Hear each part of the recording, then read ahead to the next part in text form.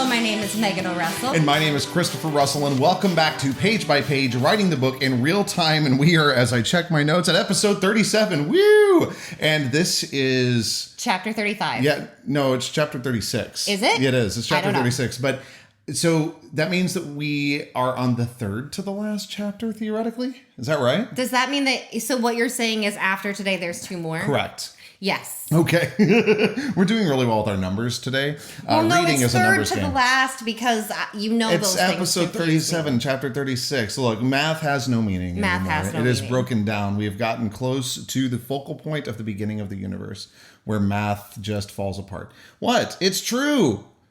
What? You're making my eye twitch. I'm sorry. All right, since my eye's twitching, let's introduce the beer of the week. All right. Okay, so this is the third delirium that we have had, which makes sense as we are currently delirious, apparently. But we started with Delirium Nocturnum, and then we went to Delirium Tremens, which is kind of the flagship beer of the three, and then this is Delirium Red. And I think that this has like some kind of Elderberry. yeah, it does. But I also think Cherry and that, elderberry. profits from this go to like something good. I don't remember. I'll have to look it up later. Maybe I'll put it in the podcast I think notes. Tremens is my favorite though, right? As of now. Tremens is absolutely my favorite. This one's good. It's just a little bit fruity, so it's almost got a little bit of a sour vibe, but it's still good. Yeah. All right. So cheers. Cheers. Yeah. You see what I mean? Like a lambic. Oh, you know that alcoholic cough syrup you take when you're little? Oh my God. Tastes like that. Yeah, a little bit. Yeah, it's a little cough syrupy, but I don't think it's in a bad way though. Also, the original beer that I wanted to get for this episode was not in stock, so I had to like find something else. And I was like, I like Delirium a lot, so let's just do it. We're flexible. We're flexible. Except for, do you remember that time in Thailand when we were getting a massage and the women were like, you say you're a dancer? And I was like, yes. And they said, why are you not flexible? And I was like, leave me alone. So Thai massage is not quite... It's not like what you're used to in America, No, at least from they my beat standard. you up. They beat you up. It's kind of like Mixed martial massage arts. meets chiropractor meets physical therapy. Yeah, it's great. So there's like a lot of manual stretching and things too. And Chris's quads are so tight. Yeah. Like it's impressive because you can poke them and you're like, Well, I had a stoked. masseuse here that was like, I just want to rip your IT bands out of your body, or not rip them, lift them out of your body and put them back in. I was like, yeah, okay. Yeah. So they That were sounds trying painful. to stretch him in Thailand and they were like, you're a dancer? And I was like, not that kind of dancer. They didn't get it. Tap dance isn't really a thing over there. So I was like, whatever. So enough about tap dance here on Page by Page. You're looking at me again. It freaks me out when you do that. I'm sitting at a table with you. Did you want to, I feel like now that we've shared a story about me, we should share that story about you that came up last week about the necklace. Oh, yes, the side boob. The side boob. The infamous side boob. Yeah. So when we were... I was about to give a warning. It's like, if you have children listening, I was like, if any of you have children listening at this point, I mean, that's, they're just duped. they're just, it's fine. Sorry. But when we were doing the Fiddler on the Roof national tour, I had a necklace, and it wasn't like a really fancy necklace. It had like a tiny little bit of diamond in it. Oh, it's really cute. I love it, but it's not like, I just want people to know that it wasn't like, I was like No, on no, no, tour no. with like this diamond No, necklace. it was a quarter-carat diamond. It was like a it's little tiny. diamond. It was sentimental, was not super valuable. So I would always put it like in my hairpin container, like in my travel bag with all my stuff for the show. I'm going to roll my to eyes. keep it safe. So one day we were doing abs and warm up before the show for Fiddler on the Roof. I know it kept us entertained. Yeah. And so what I did was I took off my necklace so I wouldn't hurt it, and I put it in the pouch that I must carry around with me at all times. I tucked it into the side of my bra and I put it there. I go to change for the show and I go to take off my necklace and like put it in a little pouch and it's not there. Yeah. My necklace isn't there. And I'm panicking. And so we're searching the dressing room, and this is a one night engagement. Like, we're going to be there for one night. After the show, the curtain comes down. We're never coming back to this place. No. If I don't find it before the end of the night, I'm never getting it back. And the local crew who was there were so sweet. They were so sweet. They were like, because I had been on stage with it, so they were like crawling around backstage trying to find it. Everyone was being so kind, trying to help me the whole fucking time. We get to the end of the show, I pull off my costume, and under my boob, stuck to my under boob, is my necklace. Now, keep in mind, I had searched my boobs. I had changed bras. I had panicked and searched for this necklace while completely topless and braless. Like, this sucker was so stuck. Yep. I had run around topless and it had stayed stuck to me. One of my friends had felt up my boobs, making sure I didn't lose it in there. Like, we had checked, but somehow my boob ate my necklace and coughed it back out at the end of the show. So and then coughed it out. I had to go and face the lungs. whole local crew and be like, thank you so much. It has been found. And they were like, Where did you find it? In my boob. Did you actually tell them? They deserved the truth. If they were so kind, if nothing else, they needed to be able to laugh about it. Like, I owed them that much. You sure? I'm like, I'm so sorry. It was stuck under my breast and I did not find it. So yeah, that is the story of why you should never trust your boobs, because they'll steal shit. Well, also, boobs are kleptos. Boobs are kleptos. That's true. You heard it. Steal here, your folks. heart, steal your necklace. They steal your heart. So they also, not in the same way, but they've also led to me sprinting up a very large hill in Alaska to try to find your cell phone. So Megan Elizabeth is not used to having, now granted, this is, thanks patriarchy, but she's not also used to fashion. having a lot of pockets. Also, yes, but fashion is all back to the patriarchy. That's true. So women weren't allowed to design for a very long time, please. So she's not used to having a bunch of pockets. Like, she's not used to having any pockets. When she has too many pockets, things go missing. So she could not find her phone anywhere. It was in her breast pocket. We were in Alaska, so I was wearing this cute little flannel with a little breast pocket. And I ran all over the place. I patted myself down. I looked in my bag. I looked on the ground. The phone was bright pink. And I mean, but a large hill. It was very steep. It's Alaska. Alaska is very hilly, very mountainy. Yeah. And then he got all the way up to the top. And I bent over and I felt something pull on my shirt just a little bit funny. And I said, oh no. And then I get a phone call and it says Megan. And I went, oh, somebody must have found it. Yeah. But the best part was we were there with some of our friends who knew us well enough that when I said, oh no, they were like, where the fuck is it? Where is it? Like, they knew why I was going. Yep. They knew exactly what had happened. Oh my gosh. Okay, so great. Enough about the stories of how we often fail as humans. Let us, but at least we do it in funny ways. Let us have a previously on. Look, I did it right this time. I did, because it was last time on, and then you told me I was wrong. So I'm just gonna go with it. I actually even changed the name of the song. Really? Yeah, I said that I would. I was like, anybody who goes into like the data, like really looks into it and tries to find like all of the, I don't know how you do it, but yeah, like to look for the name of the MP3s, you'd be able to see that it was previously on now. Wow. Yeah, you're welcome. Previously on Sketchbook of a Wayward Seer. After research and visions, Ella finally finds Clara's corpse along with Jason. It's an emotionally turbulent time for our young seer. She has a knockdown, drag-out fight with Kate and ends up fleeing, only to find the world going dark.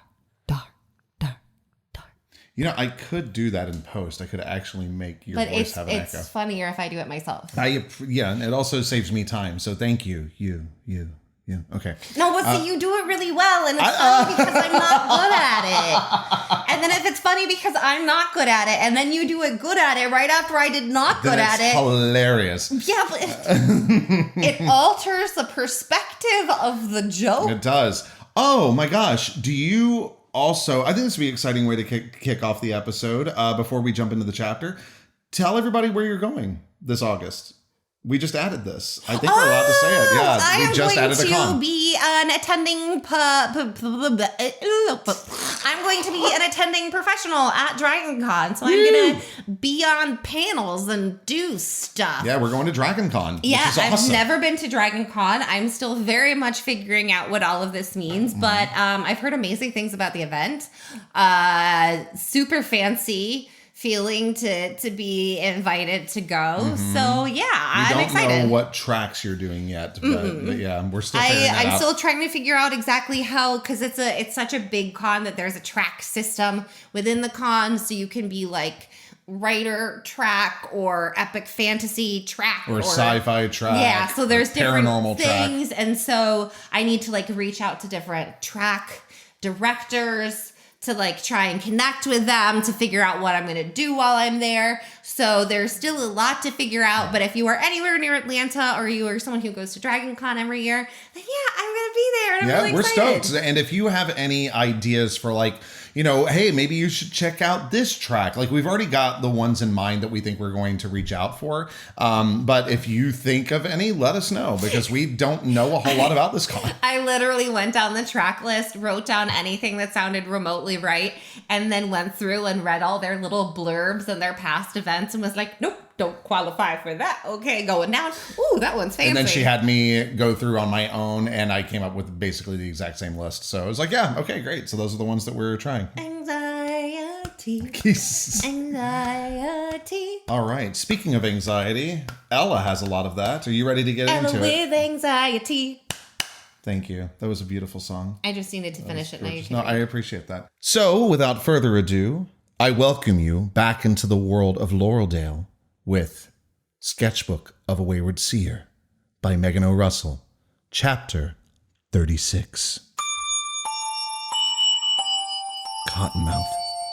Sour on my tongue, my teeth stuck to the insides of my lips, sand in my eyes, gray murk clouding my vision, pain in my head, but the head pain wasn't the worst. My left shoulder, that was the worst. Bone on bone kind of pain. My body screaming at me because something wasn't in the right place to heal. I tried to tip my head, wanting to see the damage, and found color in the lights that pinched pain all the way in the backs of my eyes. Two pale shapes, one tiny red point. Not good, Ella. A silhouette paced between the pale lights. Much wasn't the right word, but my brain was too muddy to find the one I wanted. The silhouette stopped and leaned down to stare at one of the lights, fussing with something, then going back to pacing again. Big? No. Very! That was the word I needed. Very not good, Ella. Very, very not good. Shoulder, Ella. Triage. Ooh, that's a big word. Fuck. Where the fuck? That definitely mattered. The silhouette stopped at the same light, hunched to see again, fussed again, paced again. Like a beast stalking in front of the mouth of their cave, protecting their kill. Did beasts do that? Did that make me the kill? Priorities, Ella. Focus, Ella. First, dying of injuries. Second, location. Third, who's pacey. 5, wear knife. 6, stabby pacey. Yeah, good plan. Great work.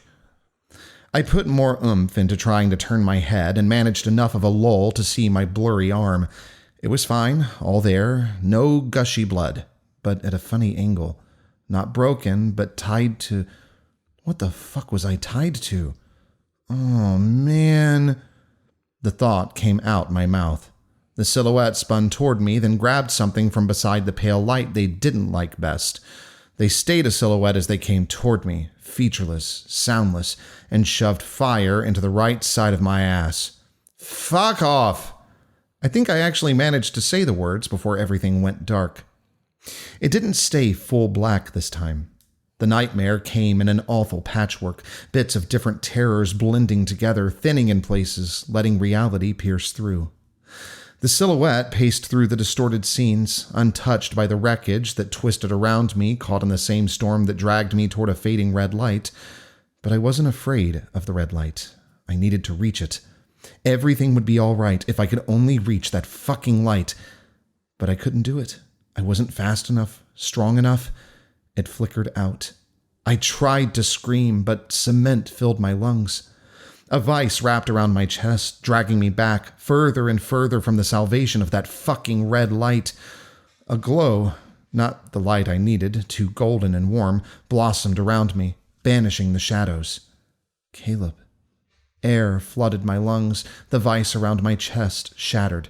Caleb lay in the grass beside me, his fingers brushing my cheek as he tucked a stray hair behind my ear. I was all right. Everything would be all right. Caleb. He lifted his hand away from my hair. Red dripped from his fingers. He smeared my blood across my lips, sealing them shut.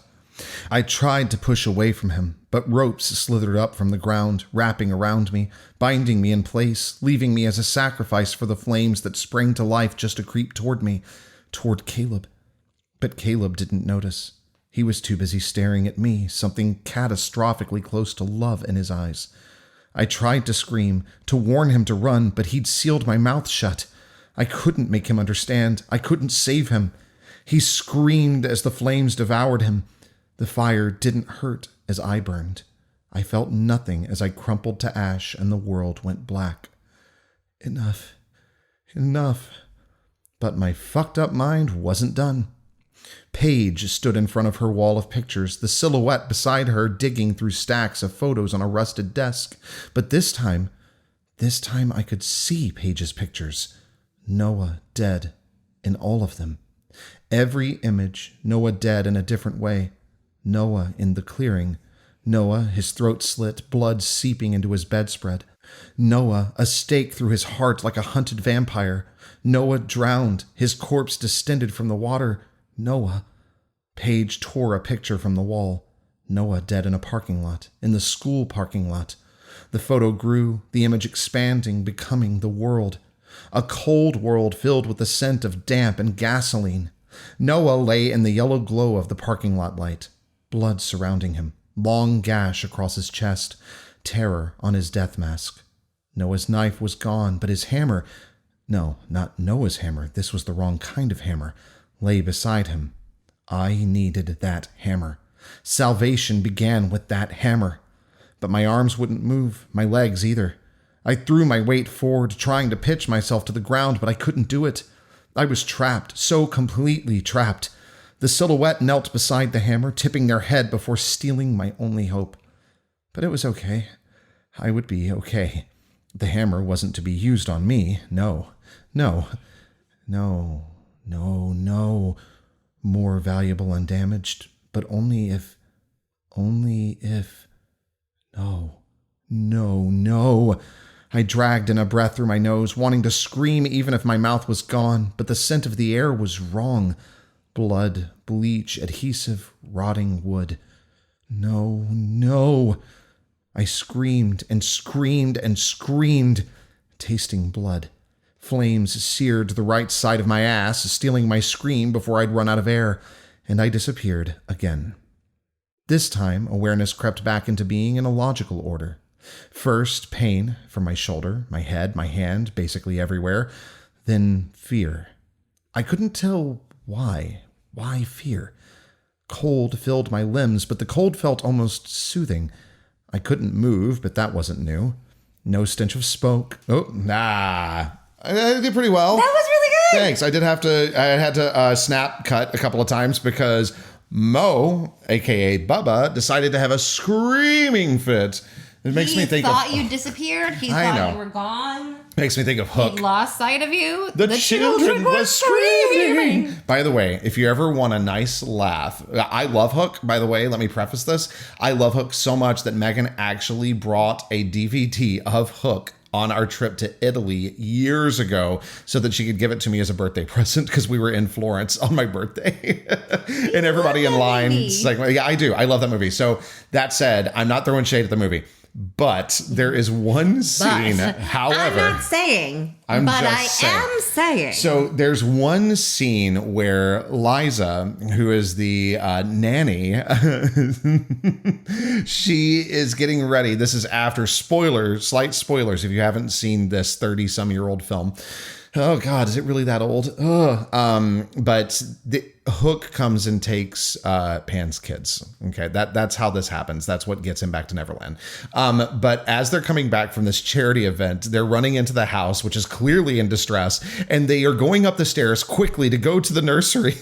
And Liza, you can see her on camera. This isn't even the full screen edition. You can see her on camera raise her hands up to prepare for the scene. It's just like, they came through the dark and the children were screaming. The children were screaming. It's brilliant acting. It's beautiful. Perfect. Should have won an award. I don't know if she did, but that prep, my goodness. Okay. Sorry. That's soapbox away. But that moment, it's almost as good as the moment in 13 Ghosts. The one with F. Murray Abraham and Tony Shalhoub, where you see the tech on a headset under a desk in a scene. Do you remember that? No. No, you don't remember that? No. Oh, it's so good. Okay, I love that movie. That movie is bad. Hook is not. That movie's bad, but I still love it. Okay. My mom was obsessed I guess when she was younger, but when I was younger for a while, I think it was called Dark Shadows. It was this old Yes, show. they remade it with Johnny Depp. But it was something where Strange. like they only had the money to record each scene once. So no matter what the fuck went wrong, that was it. Okay. So like if a tech fell into view or someone forgot their lines. It was a paranormal soap opera, right? Yes, but it didn't matter. It all fucking ended up on air. I love that. So we should watch it. I watched a bunch of it when I was back at home. We should do it again. Teen. It's amazing. We should do it. Because it's really like an actor like trips and falls behind something and breaks and is like trying to drag themselves up. And they're like trying to improv lines. Oh, look, like, I feel like this would be... this vampire none of us can defeat. And he has like blood on his face from where he hurt himself. Considering that my acting career has gone from like, classic music theater to just improv, I feel like this is important for me to study. No? So Ella is currently waking up from being drugged. I'm not worried about her. Look, she'll be fine, okay? Okay, let's get back to You've the story. never done anything bad to your main character. Okay, we should get back to the story. Okay, let's back up a little bit. We got really We're gonna sidetracked. Where are we going? Hold on. We'll go to a first pain from my shoulder. Or this time awareness. We'll go from there. Okay, great. We are jumping back in time. Why? Time. Okay, here we are. And I disappeared again. This time, awareness crept back into being in a logical order. First, pain from my shoulder, my head, my hand, basically everywhere. Then fear. I couldn't tell why. Why fear? Cold filled my limbs, but the cold felt almost soothing. I couldn't move, but that wasn't new. No stench of smoke, no screams. Why? Eyes, Ella. I pried my eyes open, fighting against the weight that dragged on my eyelashes, but my eyes weren't gritty, and the world wasn't gray. It was fabric. Only fabric, a blindfold. Unfortunate, but not the why behind the fear that kept my heart pulsing in the front of my throat. A thunk, like a closing door, came from behind me, and another sound. Creak, creak, creak, creak. There it was, like an unbalanced, rusty wheel slowly circling. Creak, creak, creak, creak. That was the fear. Familiar. Foreboding. Fuck. Creak, creak. Breathe, Ella. Think, Ella. Bound to something chair-ish at the ankles, wrists, elbows, and chest. Lips taped. Eyes covered. Definite kidnapping vibe. Fuck. Fuck. Breathe, Ella. Creak, creak. Another sound from behind me. Hard-soled shoes on a gritty floor coming closer. Fuck. Panic kills. You will not panic. You will not fucking panic. Creak, creak. I pulled against the restraints at my wrists. Pain pressed into my left wrist. The back of my right hand throbbed, but the bindings didn't fucking give. You will not fucking panic. The footsteps stopped right beside me. Think, Ella. Calm. Breathe. Creak, creak. Calm. I left Kate's. I'd been mad at Kate. I'd gone back to my truck. No, I'd never left the truck. Creak, creak. That fucking noise didn't stop, but it had started to slow. Creak. What the fuck had happened after the truck? Creak. A soft sound of movement, cloth on cloth, like an arm brushing against ribs as someone reached out. The throbbing in the back of my hand gave a nauseating shift beneath my skin. Fuck. Ella. Male voice right behind my shoulder. That is your preferred name, correct? Fuck you. A nod will suffice, he said. I didn't fucking move. I would very much like to remove the tape from your mouth, but I think it's important to establish the parameters of our discussion first. He had a scent, not overpowering, crisp, expensive? Creak. I prefer to keep things civil. Creak. Fucking failed there. The use of a preferred name is a sign of respect. I'd like to offer you that respect. Think, Ella. You're trapped, Ella. Antagonizing while trapped is a shitty idea, Ella. I nodded. Creak. You prefer Ella? From you? I nodded again. Good. More grit under his feet as he crossed around to stand in front of me.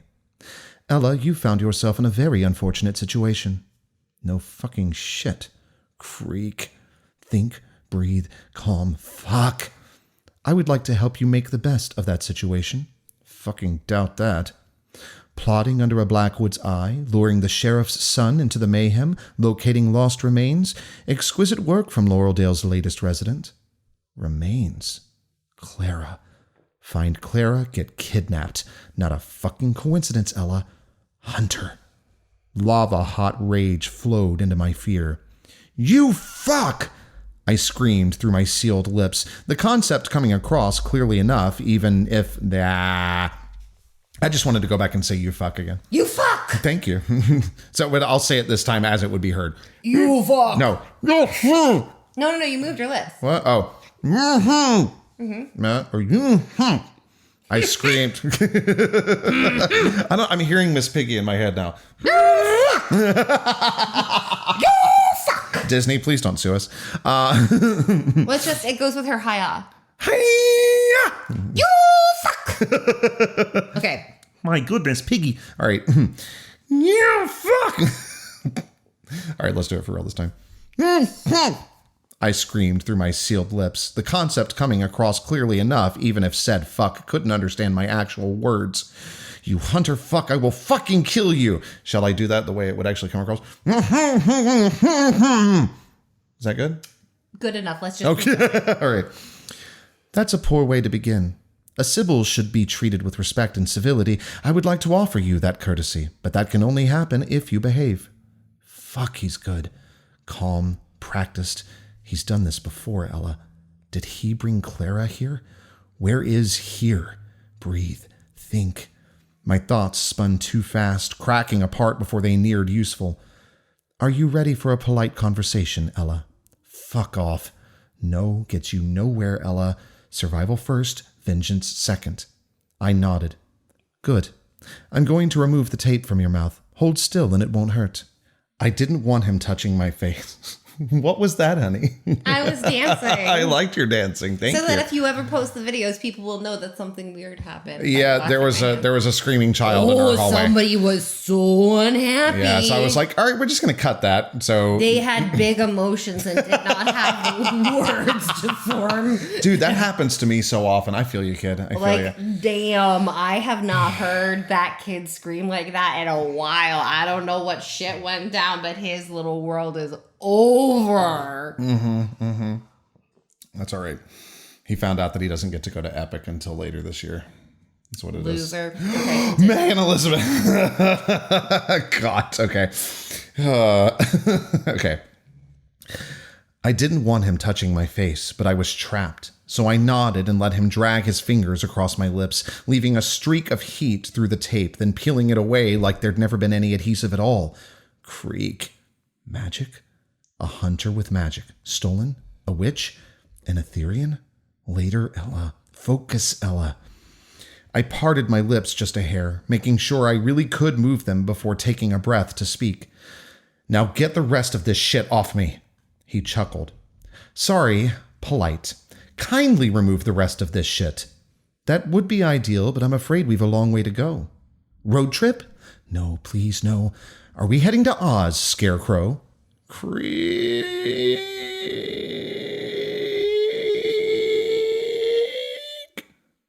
The wretched metal thing gave one last feeble shriek before finally shutting the fuck up. What? Acting?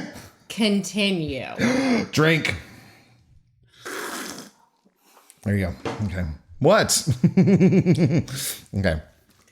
The wretched metal thing gave one last feeble shriek before finally shutting the fuck up.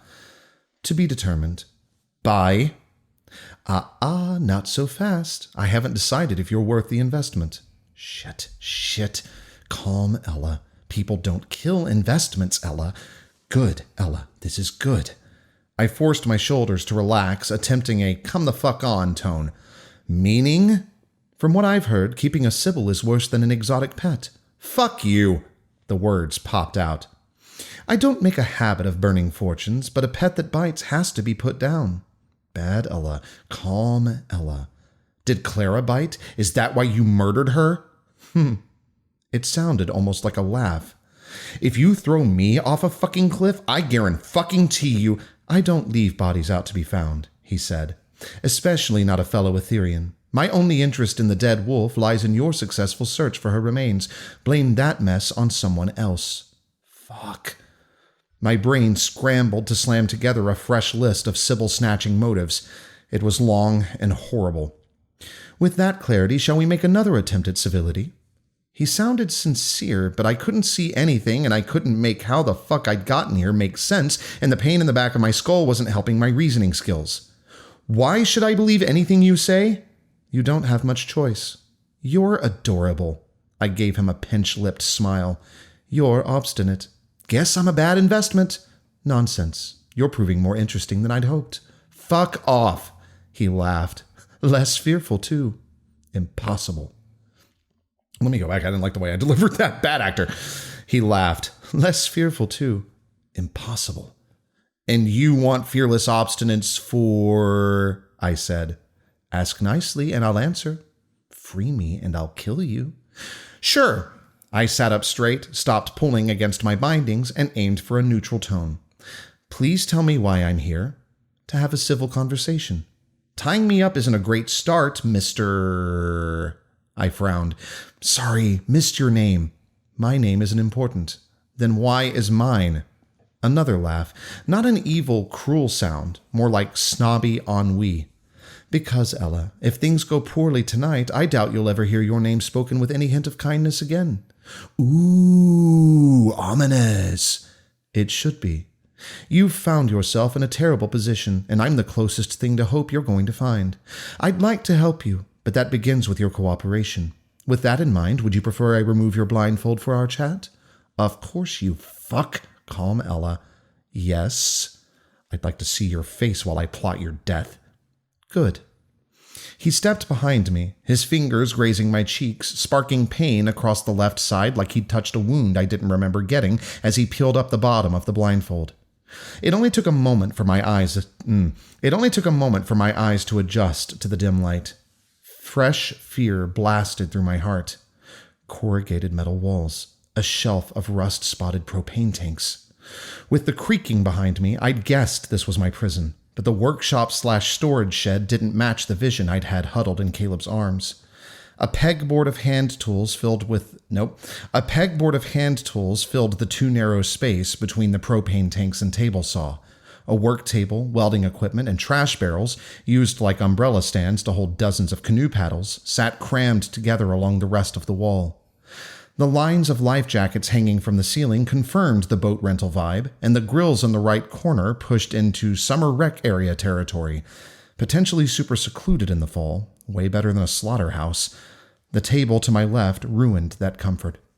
3 vials, a metal bowl, a stack of rocks, a bottle of rubbing alcohol, and a compass lay behind a well-polished dagger. A black leather binder stood up on its end, served as a backdrop to the display, like he'd hoped the embossed OOA on the cover would stir intrigue. It did. A sting flared across the back of my head, like he'd ripped part of my scalp away with the knot of the blindfold. I sucked in a sharp breath through my teeth. Apologies, I tried not to disturb the scabbing. He moved into view, laying the blindfold beside the dagger. Nothing about the man seemed familiar. Nothing screamed Laureldale either. He wore polished dress shoes and showed a fashionable amount of bare ankle below the cuffs of the pants of his fashionable suit. His face made a good attempt at handsome, but he had a weak chin, and when he smiled, the lines beside his eyes became a flaw rather than an embellishment. The light caught the shine of his dark hair as he cocked his head. Unimpressed? By you? The venue. He gestured around the space, syringe in hand. The fuck is that? I twisted, trying to break even one arm free. Put that down! But my bindings... Fuck. Of course they didn't give. Rune-marked metal tends to not fucking break. Shit. Engraved coppery bands bound my wrists, elbows, chest, and, pretty safe to assume, though I couldn't lean far enough forward to see, ankles to my overachieving metal chair that looked like it belonged in an execution chamber. Rune work is witch shit, but a witch turned hunter? Could be worse, Ella. I couldn't stop myself from trying to break free as he came toward me, focusing on my right hand. Shit. An IV needle stuck out of the back of my hand, hooked up to something behind me I couldn't twist far enough to see. Panic stole 95% of my lungs. Don't do this. I tried to wrench my hand through the cuff binding my wrist, but the band by my elbow kept my arm pinned. I couldn't get out. I couldn't make him stop. Get away from me. Get the fuck away! He put the needle into the little port in the IV line and pressed the plunger. The fuck was that? Fuck. Calm, Ella. Think, Ella. You have to get out of here, Ella. I kicked my legs out as hard as I could, gaining nothing but pain throbbing up my shins. He stepped back in front of me and set the syringe on the table. What did you do to me? Gave you a non-narcotic painkiller as a show of good faith. He pointed to my shoulder. Much the same as my popping your shoulder back into the socket rather than letting you suffer. The rest of the IV is simply to rehydrate and revive you after a terrible ordeal. The anger spawned by his smile shoved fear further aside. I really hope you're not angling for a thank you, Mr. I furrowed my brow. Sorry, you didn't include your name in the show gratitude to your kidnapper speech. You haven't convinced me you'll be around long enough to need my name. Great. Austin it is. And what does Austin want badly enough to fuck with a Sybil's safety? Austin? He raised an eyebrow. Short for ostentatious Ophucalass Holius III. Austin laughed. Daring from one so helpless. I nodded toward my IV. If you're giving me fluids and worrying about my investment worth, you're not planning to kill me, at least not soon. And from the sound of it, you'd rather pass the work of murdering me along so someone else winds up with my blood on their hands. Sorry, but full insult intended. As far as kidnappers go, you're not that scary. He flipped the dagger in his hand, catching it by the tip with slightly disconcerting ease. Would you prefer I hurt you? Meh, I shrugged. I'm too used to pain. Wouldn't help with the scary factor. He raised his fucking eyebrow again. Is research not your thing? I frowned while aiming for a hint of humor in my eyes. I've been kidnapped. I actually had to think about what incidents qualified, which is pretty fucked up. 3 times before. You're not going to match the Telkines. Telkines? Mm-hmm. Great, thank you. You're not going to match the Telkines terror level, so let's circle back to the question, what do you want from me? Austin grinned. To utilize your unique gifts, of course. Have you been taken for other reasons? Narrow it down, Austin. What specific bullshit do you want to utilize my gifts for? I pressed against my bonds, leaning forward, staring up into his eyes. Tiny gold flecks that had a fraction too much sparkle to them. Telltale sign of a fucking witch. Not a human, and apparently not Clara's killer. It was a fellow Etherean still fucking grinning at me. Clara killer or not, I'm still going to fucking calm Ella. Survival Ella. Right now, I'm just pissed off and inconvenienced, I said. Meaning, if whatever you need a Sybil for isn't evil, I might still be willing to help and let you skip off into the sunset. But Austin, if you continue this fuckery, I promise you won't live long enough to fully appreciate how badly you fucked up. He stepped closer, leaning in, stopping with his face inches from mine. Tink, tink, tink. He tapped the tip of his blade on the metal band across my chest. Does Eladay have the magic to shatter runes? No? What do... I over-enunciated each word, spitting them in his face. You want... He straightened up, laughing as he wiped his cheek, then looked behind me, beckoning. My heart clogged my throat as, for a horrible moment, I thought another person lurked behind me, but wood scraped against concrete as a chair dragged itself to Austin with no visible aid. Austin sat. I'm in need of a Sybil's services. No shit. The words carved through my throat. Long term. No fucking way. In exchange for paid travel, significant compensation, and the promise of my protection, which has a far greater reach than your tiny blackwood cage. I drove my left wrist into its binding, searching for grounding pain, getting nothing but a weirdly rubbery pressure through whatever the fuck pain shit he'd put in my IV. I'm sorry, did you just say you want to pay me? You want to pay me for long-term Sybil services. Did you kidnap me for a fucking job offer? Wrong route, right aim. But if you're not all I hope for, he sighed, another will claim your fate. You will not find such kindness at any of their hands. Do you understand? That you're the good cop version of a kidnapper? We can start there. Great. I furrowed my brow, drumming my fingers on the arms of my overachieving chair, not even trying for a real portrayal of thoughtful consideration. I regret to inform you I'm not for hire. If you need help, ask. If I'm not willing to do it for free, you can't fucking pay me to do it either. You'd be surprised. There are lines I don't cross. We'll not be nearing those tonight. He sounded honest. He was calm, sweat-free, seated in a non-threatening pose, and it only touched his blade to the metal bindings, not my actual flesh. Rule 1. Survive. I won't help you hurt people, I said. Despite the nature of our meeting, I prefer to avoid violence. I'm in the business of making money, and corpses tend to be costly. Such morality. The end result is the same. He set the dagger aside and laced his fingers together. Ella, our partnership has the potential to buy kingdoms. How? First, you're going to find something for me. Thing? Hate to break it to you, Austin, but I'm not a tracking spell. Exactly. Austin stood, taking 2 steps to his table of threatening baubles. A proper shield can block a tracking spell, but not a Sybil's sight. Fine, yes. Calm tone, nice tone. Go with a sniffy hound metaphor if that makes you happier. The point is, I can't just find things. I have confidence in you, Ella.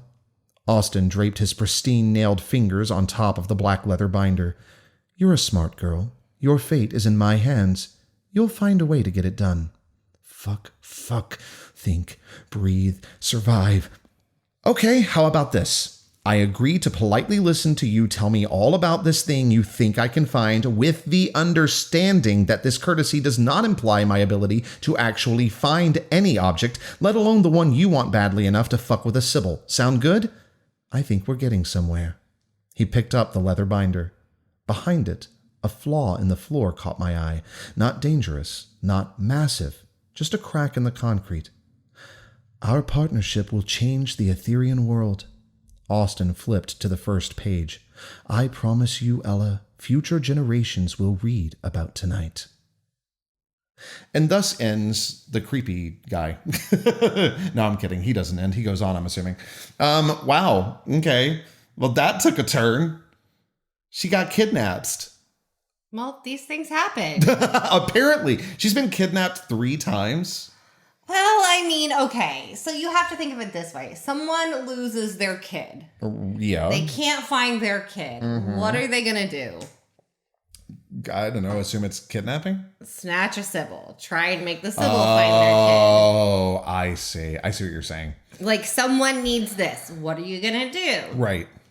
Snatch a Sybil. Yeah, sure. Snatch a Sybil. So it's one of those things where, like, she's a rarity. Sybils aren't super common. Yeah. Sybils living out in the wild, less common. Yeah. Sybils created for a very specific, useful purpose. Right. And sometimes desperate people are fucking stupid.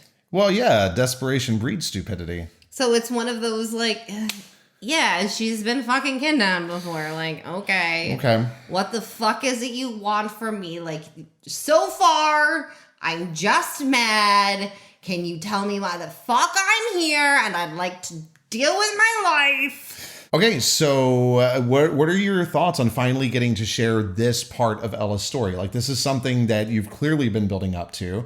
So what are your... What do you mean I've been building up to it? Building up to it how? What do you mean? Well, what do you mean? What do you mean? What do I mean? I mean that you've known this was going to happen for a long time. Yeah, but I want to hear your interpretation. I can't give my full interpretation because I have knowledge that our audience cannot have. Well, I can't give my full interpretation. Well, and actually, so that's actually, I'm glad that you brought that up. Because I was realizing, I was like, oh my gosh, I was like, my points that I'm making on the podcast are getting fewer and fewer because I'm having to be more and more careful. I'm like, ooh, okay. Well, that's so the how thing. how do I do the this? comments that are on the story now, I'm like, ha, let me divert Yeah, I know. Because I can't really say anything about it. Mm-hmm. I do want to comment on what was it Brittany was saying, like how you're going to like do this in a couple of chapters, and she's like, although you always manage it, and then you were like, I just decide to make it all a dream for Ella, and then I was like, no, after this chapter, what with like all of the fire, it's just that she's actually been in the house the whole time. She's a smoke inhalation. She's been stuck in the house fire the whole time. Yep, she's been stuck in the house fire the whole story. That's it. Now you know. That's the truth. I'm That's kidding. it. This is the book summary. That's not actually it. Okay, so... But I do think it's funny that you're like, wow, this book took such a turn. And I'm sitting here as the author and I'm like...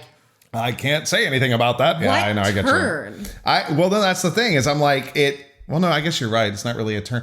I guess for me, it is the first time that I have ever actually felt anxiety for a situation that Ella is in, like that I've really felt genuine anxiety for her. Like, yes, we have seen what she went through with the vision in the cabin with Caleb and Violet. We've seen all of the altercations between her and Violet. We've seen some of the teen angst, but never before have I actually feared for her physical safety. And now I'm like really concerned about that. So that's, I guess, what I mean. It's the natural next progression, but I'm just like, oh shit. Like it's so close to the end of the book and now I'm worried. See, my favorite thing, and I almost feel like, and I'm not trying to start shit. No, okay. But I almost feel like it's a male thing. Oh, you're like, not, you can never start shit with me with that. You're fine. She's been being watched. Right. And this is the first time you feared for this teenage female's safety. Yeah, because she's always been surrounded by people who, and first of all, she's strong, right? Mm-hmm. No, she's not supernatural strong necessarily, kind of, but she's also surrounded by people like Violet and Caleb. So I'm like, yeah, I haven't been as concerned, but now I'm concerned because she's on her own. She's strapped to a fucking chair that she can't do anything about. So yes, I am actually more concerned than I was before. So I get what you're saying, though. So kidnapping is above stalking. Ooh, God. Okay. See, that's the thing. That's the thing. Yeah, okay, fair. All right, so on to my first point. Mm-hmm. When I was editing this earlier today, I took out, so the first two lines, Cottonmouth. Which I said was going to be the first line of this chapter. It's true. I stuck to it. Cottonmouth, sour on my tongue, my teeth stuck to the insides of my lips. I was like, no, wait. If we're going to go very like fragmented with it, I was like, let's do Cottonmouth, sour on my tongue, teeth stuck to the insides of my lips. And then I went, oh, it's like, whose teeth? That's so it was just Kesha very funny. Shit. Fans ripped out their teeth, sent them into Ella. Yeah, she like put them up in there. It was like a little, I don't know what would be, mouth guard, like a hockey mouth guard made of other human teeth. We're moving on. Okay, so here's my first genuine question. In this weird patchwork nightmare that she's having, he smeared my blood across my lips, sealing them shut. This is where she's seeing Caleb because he pulls his hand away from her hair that he's been stroking and then puts blood on her lips. Because we know that Austin is a witch. Like, I'm pretty sure we have definitive proof that he is a witch, considering that he does a freaking summoning spell, right? Well, he has the eyes. He has the eyes. That spell, too. He has the runes. It's like, but I think that the summoning spell was the thing that kind of clinched it for me. It's like, okay, yeah. So you walk like a duck. Talk like a duck. Talk like a duck. You do magic like a duck. You do magic like a duck. Yeah, you probably. You attacked like a duck. You're a fucking duck. Ducks are vicious. Evil. Yeah, they are. Love them though. Not as bad as swans. No, my God. Swans are fucking terrifying. We'll have to share that story some other time. In Versailles, the woman letting her daughter. She didn't like that kid. She was Apparently like, not. sacrificial child. Go on, never swan. mind. We don't have to tell that later. We just told it. But yeah, that was weird. You don't like your kid. Get your daughter away from the swan. Anyway, it's like mall rats. Get that kid off the escalator. I'm sorry. Okay, Orlando rant. But as someone who lives in Orlando, if you bring a small fucking child to Disney World, Universal, whatever it is, you still have to pay attention to them on the fucking escalator. Yes. Because, yeah, sure, Disney tests the rides every day to make sure they won't kill your kid. If your kid falls on that escalator, they're going to die on the Disney escalator the same way they're going to die on the escalator at home. Nobody dies at Disney. You're right. They're going to take their mangled corpse outside of Disney to finally take the pulse of the half a child left. Oh my God. From the escalator, because you were like, nothing can happen to them at Disney. Let them crawl By the way. Crawl Okay. on the escalator. This is not slander, by the way. This is actually a known thing that you do not die at Disney. This is a thing. Everybody knows what it is, so I'm just throwing that out there. Oh, I thought you were talking about the escalator, and I was like, that too. No, I'm talking about parents, because they are like, everybody's safe at Disney, everybody's safe at Universal. They check out and their kids do the dumbest shit on escalators. Correct. And I have a fear of escalators because I was almost murdered by an escalator. And if you don't like your child, please don't just let an escalator eat them. I don't know. Hand them to security and run away. There are like boxes and there are boxes and firehouse walls. So just shove that 10-year-old in there. Getting back into bend him up real good, punch him in a bit. Oh my God! Okay. Not even to be eaten by an escalator. He smeared my blood across my lips. Dear God, he smeared my blood across my lips, sealing them shut. Did Austin do a blood spell to seal her mouth? Not a blood spell. No. Okay. All right. Cool. That was all. I was just like, well, it could be, maybe. No, it's not a blood spell. It's that. So the back of her head is bleeding. Mm-hmm.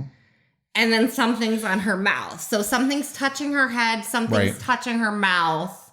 So it's associating those two sensations. Oh, okay. All right. It's not like Austin didn't put blood on her mouth. It's like that's I just wondered. Blood in hair. Well, because she tasted blood and I was like, so maybe, I don't know. But all right. Okay. I'm just from screaming. Good God. Okay.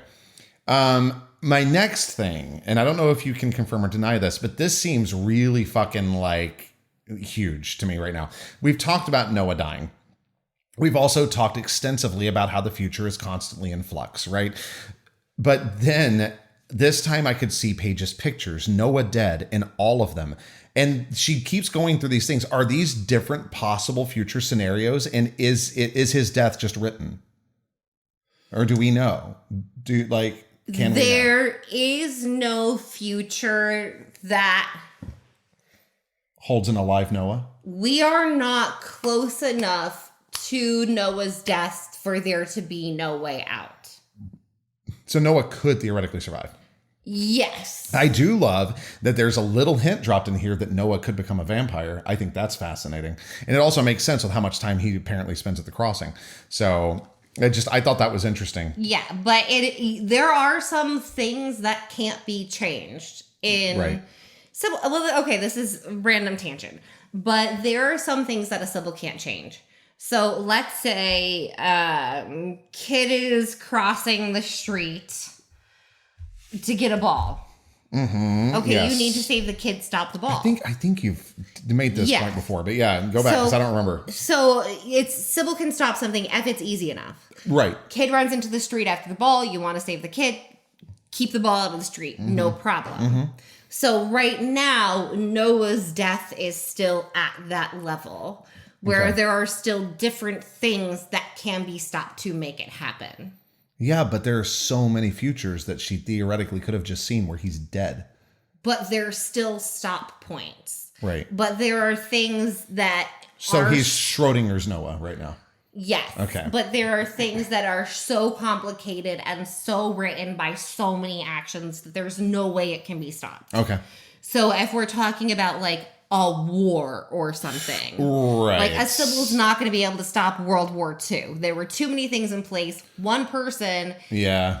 Like, it doesn't matter if you stop that one instance. The next day, it's. I was saying, what about World War I? Because stopping the killing of Duke Ferdinand, but it still would have happened. It wouldn't have started that day. That was a catalyst, yeah. But something else would have sparked it. Correct. So that's sort of like where Noah is now. Is that she could still stop the ball. Yeah. We haven't gotten to. It's a world war. And there's nothing one Sybil is going to be able to fucking do to change that shit. Right. Okay, so are Sibyls known to be able to find treasures? Is this a thing that's happened before? So a Sybil is not a fucking tracker. Correct, yes. But their vision cannot be blocked by a spell. Can it be? Well, ever? Or did the dragon's magic super cannot be blocked by a spell that is meant to block tracking. Okay. But there are spells that could block a Sybil sight. Yes, you could inhibit. There are ways you could keep a Sybil from doing things. There are ways to inhibit a Sybil. Okay. Is there a way to completely, though? Because that feels like... Lobotomy? Oh, God. Okay, well... I mean, that's basically what it would be. Like, sure. I'm not saying it would involve a drill, but, like, to actually get rid of it, like, what part of them would you be getting rid of? Yeah. Sorry, I forgot the question. Oh, is that have they been used as treasure seekers in the past? Like, is this something we're going to get into this significantly more in the next episode? Oh, okay, cool. But no, if you put a shield on an object so that no one can track it, that's not how a seer would find anything. Okay. So it doesn't make sense. Okay, let's think of it this way. Mm-hmm. You hide an object. You're in a room. Uh-huh. You paint something with camouflage so it can't be seen on the wall. Mm-hmm. Someone comes in with sonar. That bump on the wall is going to ping like anything else. Right.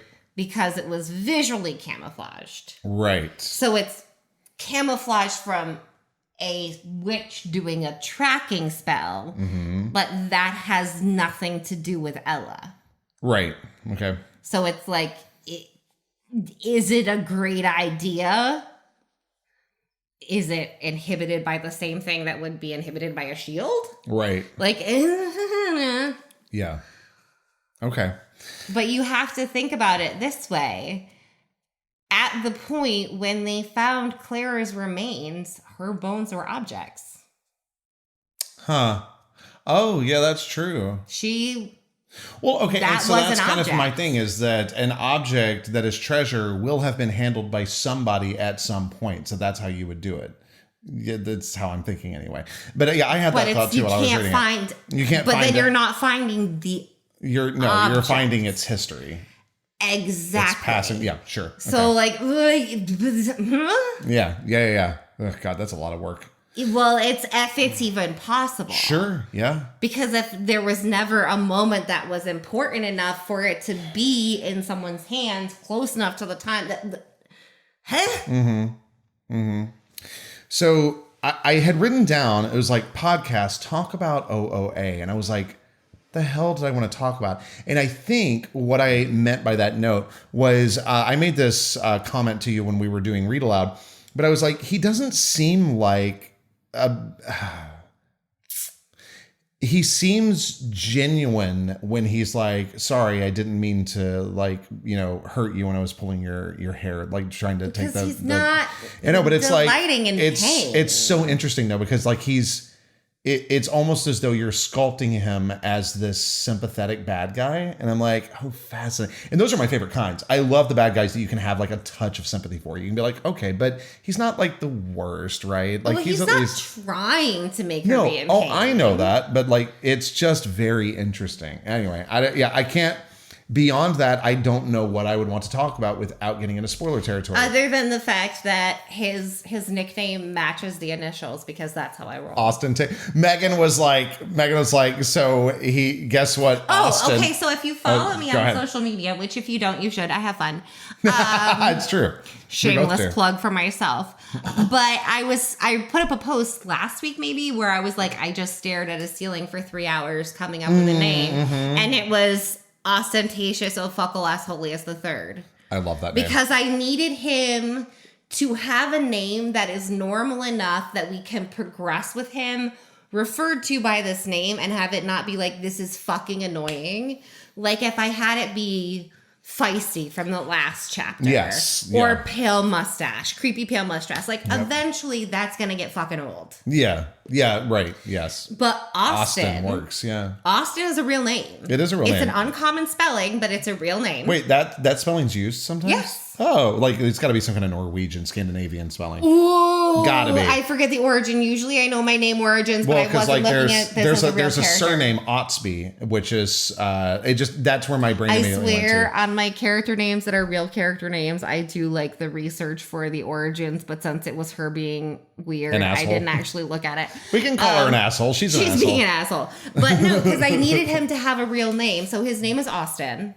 But Megan's like, guess what Austin's short for? And I thought about it for a second. And I went, ostentatious? And she was like, how did you know? And I was like, what the hell else would have been short for? But it's not just ostentatious. It's Ostentatious Ofuckle Assholius the Third. Did she get the third from the fact that it's 3 initials? No, because the third just sounds like such a douchey thing. Because by the time you get to the fourth, you're like, okay, we're over it. Yeah. The second is not like, me. Are you Third saying is we were peak. over JJ4? JJ4 went down with the ship. Oh, you did. The world was like, this is the last in the series. We're not doing a fifth. Okay, sorry. All right. So no, that's actually all that I have. So was there anything else that you wanted to share? Wait, about the chapter? Yeah. Well, yeah. Anything about the chapter? Okay, I just wanted to share. Can we scroll back up to her list? Yes. I think that's right at the very top. Give me a So, sometimes I do things and I'm like, I can't do that because it's too like moderately fuckery that yes. someone is going to think that it's wrong. But just so you know, when Ella does the list, I did want it to be first, second, third, 5, 6. Yeah. So just so you know, I meant to do that. Okay. Well, what's funny is that I actually looked at that and I went, "Oh, you did that on purpose." Okay, but I didn't even catch the going from third to 5, 6 instead of fifth, sixth. I did not even think about it. But yeah, yep. First, second, third, 5, 6. Yeah. All right. All right. So I now want to switch gears here. This is very exciting, and also. Just so you know, if we are sticking on Substack, which I'm assuming we're doing at this point, that we're going to have to split this in 2. That is okay. That is totally fine. But yeah, I know it is what it is. Thank you guys so much. We try to make it as painless as possible to go from one to the other. But I do want to talk about the movement that we've had on the Kickstarter because that starts in like a few weeks. It's 2 weeks. Yes, that panicked face you're making should actually have more panic. Yeah, that's exciting. No, babe. Yeah? You're under panicking. I'm under panicking. Okay. All right. Can you give me my motivation? No, I'm serious. You're under panicking. Yeah, I know. That's fair. Okay. So anyway, the Kickstarter starts in 2 weeks. And we're going to now talk about some of the really exciting stuff. So I'm still looking for a definite printer. It's tough, y'all, without getting into the politics of everything. Tariffs are fucking us all. So we have to figure it out. So I've narrowed it down to 3. I'm not going to reveal those yet. You will know when we know. But we've narrowed it down to 3 out of reveal the printers. Out of like 10 to 15 printers. So it's good work. But we've also talked about some of the stuff that we're going to do for the stretch goals. Go ahead. So, It's like you look like you want to say, oh, hold on. Sorry. I want to have a map of Lauraldale. Like having the Lauraldale map is the thing that I want to prioritize most. Yes, so that's going to for sure be the first stretch goal. And you want to tell them who we're going to try to get. I want to get the same map maker who did the Ilbrea map. Yes. The map for Anna of Ilbrea and Guild of Ilbrea is gorgeous. I love my map maker. Ricky Gunnawan. He's amazing. amazing. a wonderful human being, so nice to work with, also really talented. So I want to talk to him about using this as a stretch goal. Yes. And then I also want to put in as stretch goals some full scene illustrations. Yes. And a possibility that would be like a really big ask because I'd have to find the right artist. Wait, is this the one that I suggested? Yes. Can I tell it then? Yes. So Megan was like, okay, so we were talking about this a couple of weeks ago and we've just been tossing things around and we kind of finally landed on this. But I was like, wait a minute. Whoa, hold on. I was like, what was the painting that Ella did that got, I was like, it was a finger painting of Violet, right? And she's like, yeah. I was like, we should have the finger painted portrait of Violet as a stretch goal. And she's like, oh, that would be cool. I've already started searching for the right artist and it's like, it'll be fun. Yeah, it's a big. I have 3 people that I'm ready to contact. So I'm putting out feelers for it. So just because I'm trying to get people lined up so that I can like know like what the price levels and everything are going to be. So I know how realistic that would be as a stretch goal. But we've also decided on some very cool swag to go with everything. Bookmarks, obviously. Bookmarks. We love bookmarks. And we're going to do some fun things with some of the sketches that are in there. Did you want to talk about the one? 39 sketches in the book, y'all. Did you want to talk about the one thing that you wanted to make? I have no idea what the fuck you're staring at me about right now. Zzz. No, not a vibrator. Zzz. You want a Laurel vibrator? Yes. I feel like that is not on brand for this series or for the podcast. It's called the werewolf as opposed to the rabbit. Okay, I feel like there are some other authors I know who would do a lot better with that product idea. I agree with you completely. So what the hell are you talking about? That temporary tattoo. Oh, you could have just fucking said that. Oh my God. No, that's not fun. It's not fun if I just say it. Because we do have the symbol that is Ella's tattoo, so I want to see if we can have a temporary tattoo made that is Ella's tattoo. And there are some things that I want to do with her drawings for stickers. Yes. And bookmarks. The Laureldale Ram. Yes. Because the Laureldale Ram has to be. The Laureldale Ram is probably my favorite. Happy sketch. Ram, Dead Ram. I love the Happy Ram, Dead Ram. We need to have a third ram. When we reached out to the artist, we're like, "Hey, so you remember that ram you created? Can you just like also I want you to like Caesar him in the back with a knife sticking out of his back, and he was like on the ground, and the artist was like, yeah. And then the ram has the saddest little like, it's why dost thou kill me? I thought we were friends. Like he looks so sad, and I love it so much. It's so good. But I'm trying to wrangle. Sure, I know what word you're looking for. Not moderate. Nope. Can't help you. The face is a bitch. Yeah. But I'm trying to wrangle in my hopes for swag because I am a swag lover, and this is going to be the first Kickstarter that we run by ourselves. So we're trying to keep that in check so I don't go too big and get myself in trouble. But yeah, there are some really exciting things in the work, and we're contacting artists and finding artists and looking for printers. So 2 weeks, that's terrifying. Yeah. Because I think I can officially confirm there are 2 chapters left. I think. Wow. No, I do believe you. I believe that it's going to happen. It's just like now with like, so she just discovered where Clara is, and now she's been fucking kidnapped. It's like, are you kidding me? Throw her into something else, and now 2 chapters left. Sorry guys, like damn it, Megan. But I know that you're gonna fucking wrap it up. Well, not wrap it up. It's a series, not a standalone. Because she wakes up in bed and it was she does not. a dream. And you were there, and you were there, and you were there. And I've learned that if my heart isn't in my backyard, I should never go looking for it at all because I never lost it to begin with. What the fuck? Sorry. You can tell we're a little bitter about it. Jesus H. It's so stupid. The meaning, but what they try, what is the word that I'm looking for? Moral? Yeah, thank you. The moral to the story. I don't know if it's from the novels at all, but in the freaking movie / the musical is, I'll just stay home and be barefoot and pregnant in the kitchen. That's not exactly what it says, but I don't know if you practically- do the show a few hundred times, That's what it really says. is what it boils down Yeah, to. because the whole thing is Like once you hit time 500 of dun, Yeah. dun, dun, dun, dun, dun, well, dun, and it's not dun. she has this revelation in Oz too. It's not when she's back home. You know what the girl needs? What have you learned, Dorothy? Well, I've learned the value of a snack and a nap. Like, she needs a snack and a nap, and then she can go on another adventure. Like, the only time she slept was in a golden poppy field. She had a manicure, but no one gave her food. She is very hungry. She's also wearing the wrong shoes. Can we talk about that for a second? I understand it's technicolor. No arch support. No arch support, but they're also red instead of silver, which is what they actually are in the books. You're welcome. I We ruined got that for you. so far off topic. What were we talking about? We went from kidnapping to Oz. So Yeah, she gets kidnapped by a fucking tornado. And then a witch tries to kill her.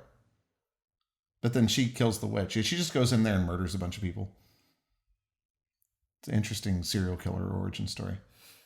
I got picked up by a tornado and went on a rampage. That's the Oz we all deserve right there. Screw Wicked. Let's do that. What? No? There is a series called Dorothy Must Die. Oh, that's right. But didn't you say it like started strong and then kind of not? it's not. I wanted Dorothy to be like a badass assassin, She's but she was not in fact a badass assassin. It's a fun series. I think if you were very into Oz, then it could be great. You know, but I you have could- such an anti-Oz You thing. could write it. That it wasn't, no, I don't need to spend any more fucking time in my life in Oz. Okay. You know where I would go before I would go to Oz? Where? I'm trying to think of a place back. I would go to an airport security line in Orlando, Florida Oh my during God. spring break before I would spend any more time in Oz. You heard it here, folks. Airline security better than Oz. In Yeah. Orlando, that's the part that really Yeah, makes that's true. MCO too, not Sanford, right? Not Sanford. Yeah, okay. They're delightful. They are. They're nice at MCO. It's just long. They're nice to a point. Okay. And careful. then you get to those very angry men who have 500 people crushing in around them and no one there to save their lives. And their fight or flight instinct has been kicked in since the beginning of their shift 5 hours ago. Yep. And they're so far on sensory overload that they're pretty sure that infant who can't hold their own head up wants them dead. Yeah, they're not nice, but you can't really blame them. They're in an impossible situation. Correct. How do Disney cast members do it? This is what I want to know. They I just honestly think sprinkle them there's with fairy some dust kind of every day. happy juice in that water fountain. It's like everywhere the employees go, there's just like a little bit of happy powder. Here you go. There's some Valium mixed with some cocaine. Wait, what? They put on their name tag. There's like a Valium. Look, they did it to Judy Garland. It's what I don't remember the word that means that it can go in through your skin, but it's like Oh. on their name tags. Yes. They get it in through their fingers when they scan into Yeah, work. yeah. Here is your happy juice with your thumbprint. Oh my God. Have a good shift. Shit, doesn't matter. It wouldn't be osmosis. Yeah, yes, through osmosis. Correct. That's Is it. that the skin? Yes, that's correct. We've gotten so far off track. We Yeah. should be done now. We should probably be We've done. gotten to what we've gone from kidnapping to To osmosis. to osmosis, to ostentatious. Do you see? There is a correlation between these things. Okay, so why don't you tell them where they can find us? Well, you know, in the Oz series, Oh my God, just tell them where they can find Dorothy us. gets sent to an asylum. All right, so thank you so much for joining us for No, this week's episode. please do like, share, comment, whatever your preferred platform lets you do to tell them that you want to, that's gross, that you want to hear more from us and so they know to share the podcast with other people. And please do send a rating. 5 stars are great. And, if it's not going to be 5-star, you can like totally skip it. It's fine. 5 stars are great. Anything Yeah, else, they like, are. oh no, go get your coffee. No, but seriously, anything that you can do to please the algorithms and help the podcast is super appreciated. You can find us on Substack for this week's blog post. And until Yes. next time, Thank you for reading. You know what's funny is last week I said thank you for listening, and I was like, close enough. Is that your sign off for this week? Yep. Okay, I'm going to redo it for both of us. Okay. You just sit there and be quiet. Great. And until next time, Thank you for reading. What? And until next time, thank you for listening to Page by Page. Don't you dare. Wait, what? We're changing it now completely? Well, if I say it, it's different. Ugh. I'm doing it again. Okay. And until next time, thank you for listening to Page by Page and for putting up with that one. Yeah. Have a great week. Bye.